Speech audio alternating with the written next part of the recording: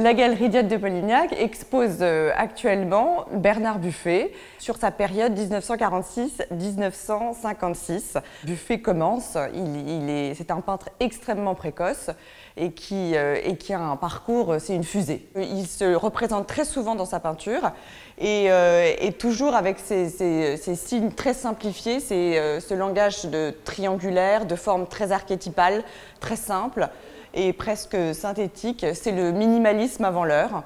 Alors la palette de Buffet, c'est celle que je préfère, c'est celle de ces années-là, parce qu'elle est à la fois extrêmement réduite. On est dans un camailleux de gris, de bleu, de brun. Et en fait, Buffet, comme les grands maîtres classiques, va jouer de cette palette très réduite pour obtenir des gammes extrêmement variées et extrêmement subtiles, en démarrant avec une palette très simple. C'est le peintre du vide. Quand on dit qu'en musique, c'est le silence qui crée les grandes musiques, et bien dans la peinture, c'est parfois le vide qui crée les grands tableaux. Là, nous sommes en 48, amusant de constater et regarder la signature de Bernard Buffet, qui est encore très ronde, très enfantine. La toile est striée, lacérée dans les fonds. C'est cette façon presque agressive de construire ces fonds, et à la fois très doux par ses couleurs et ses nuances toujours très subtiles, avec une palette très simple.